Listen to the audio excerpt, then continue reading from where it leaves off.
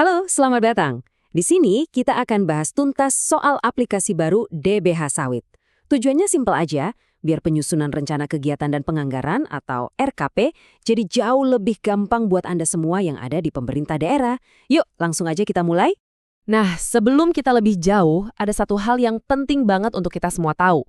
Penggunaan aplikasi ini tuh bukan sekedar pilihan ya, tapi ini adalah kewajiban. Dasarnya dari mana? Dari Peraturan Menteri Keuangan PMK 10 tahun 2026.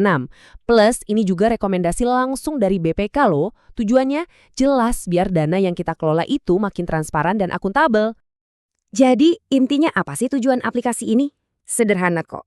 Kita semua tahu kan, alur kerja manual itu kadang, ribet. Nah, aplikasi ini dirancang untuk menyederhanakan semua proses itu. Ujung-ujungnya pekerjaan kita semua jadi lebih ringan dan pastinya jauh lebih efisien. Oke, ini dia agenda kita hari ini. Kita bakal bahas mulai dari kenapa sistem ini penting, terus gimana cara bikin RKP, apa peran provinsi, sampai ke evaluasi dan revisi. Kita juga akan sentuh sedikit soal pengelolaan diskusi dan dana. Pokoknya, kita kupas tuntas biar setelah ini Anda makin pede pakainya.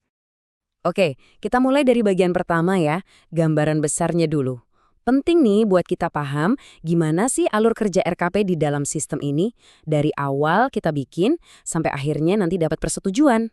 Jadi, setiap RKP yang kita buat itu punya siklus hidupnya sendiri. Ibaratnya perjalanan gitu. Nanti di dashboard aplikasi, Anda bisa lihat statusnya dengan jelas. Apakah masih draft, artinya masih kita kerjakan.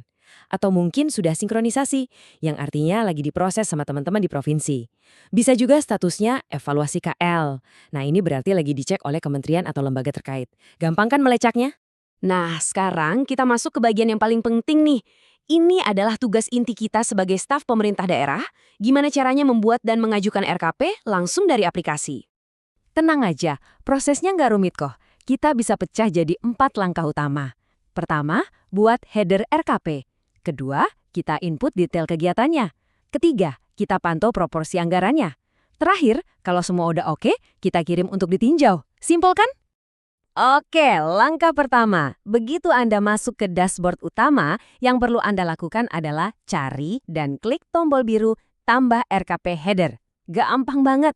Anggap aja ini seperti kita bikin folder baru untuk semua rencana kegiatan di tahun anggaran ini.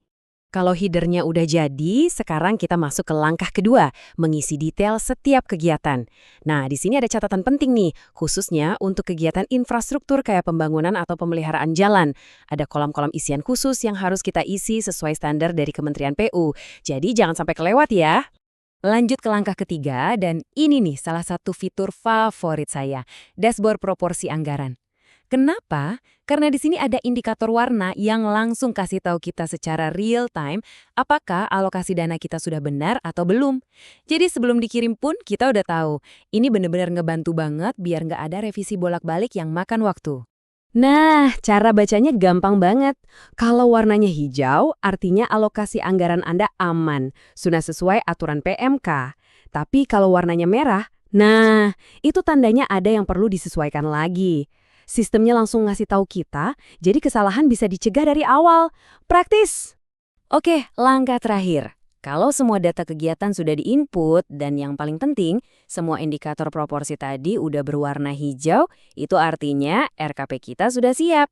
Tinggal satu klik lagi di tombol kirim RKP. Begitu dikirim, dokumen ini akan otomatis lanjut ke level provinsi. Beres! Eits, tunggu dulu. Setelah kita klik kirim, RKP kita nggak langsung terbang ke kementerian ya. Ada satu pemberhentian penting dulu, yaitu di tingkat provinsi. Nah, disinilah peran koordinator jadi sangat vital. Yuk kita lihat apa aja tugas mereka. Biar lebih jelas, kita bedakan perannya. Kita di Pemda tugasnya adalah membuat dan mengajukan RKP. Sementara itu, teman-teman di provinsi perannya sebagai koordinator. Tugas utama mereka adalah mengumpulkan dan menyinkronkan data RKP dari semua kabupaten dan kota di wilayahnya. Ini penting banget untuk memastikan datanya konsisten dan valid sebelum diusulkan ke tingkat nasional. Kurang lebih, beginilah tampilan layar dari sisi teman-teman koordinator provinsi. Mereka bisa lihat semua RKP yang masuk, termasuk yang dari kita. Tugas mereka yaitu melakukan proses sinkronisasi. Nah, pas proses ini berjalan, status RKP kita di aplikasi akan berubah jadi sinkronisasi. Oke, setelah dari provinsi, RKP kita akan dievaluasi kementerian. Nah, bagian selanjutnya ini membahas gimana sih alur revisinya kalau ada masukan atau perbaikan. Pertanyaan yang sering muncul nih, gimana kalau RKP kita ternyata butuh revisi? Atau mungkin ditolak?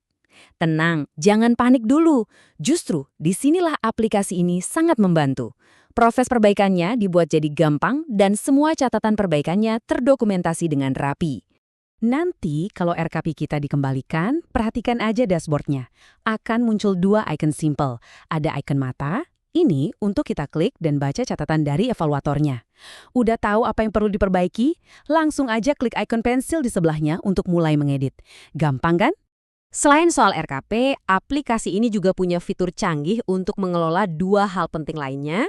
Yang pertama adalah forum diskusi terpumpun atau FGD, dan yang kedua adalah soal rekonsiliasi dana. Untuk FGD, semua prosesnya bisa diatur di sini. Mulai dari provinsi yang mengusulkan jadwal, terus kita di daerah bisa langsung mengelola daftar pesertanya di sistem. Nah, yang paling keren, setelah diskusinya selesai, hasil kesepakatannya itu langsung diinput ke aplikasi, jadi semuanya tercatat rapi. Bahkan, kalau butuh laporannya, tinggal unduh aja dari sini. Praktis banget. Dan yang terakhir tapi nggak kalah penting adalah fitur rekonsiliasi. Ini fungsinya krusial banget untuk menghitung sisa dana di behar sawit secara akurat berdasarkan realisasi penggunaan. Intinya, fitur ini memastikan setiap rupiah yang kita pakai itu tercatat dengan benar dan bisa dipertanggungjawabkan. Oke, setelah kita lihat semua fiturnya, mungkin ada yang bertanya, jadi kenapa ini semua penting banget? Nah, di bagian terakhir ini kita akan rangkum apa aja sih manfaat utama dari sistem elektronik baru ini. Sesuai judulnya, ini tentang bekerja lebih cerdas, bukan lebih keras. Jadi, pada intinya, sistem ini adalah game changer. Beban administrasi manual yang bikin pusing itu berkurang drastis. Proses evaluasi dan revisi jadi lebih cepat. Kepatuhan anggaran? Udah ada yang ingetin.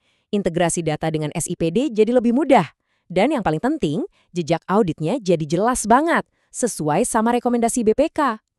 Jadi, dengan kita pakai aplikasi ini, kita tuh bukan cuma sekedar mengisi laporan loh, tapi kita ikut berkontribusi dalam sebuah proses pembangunan daerah yang jauh lebih efisien, transparan, dan juga akuntabel.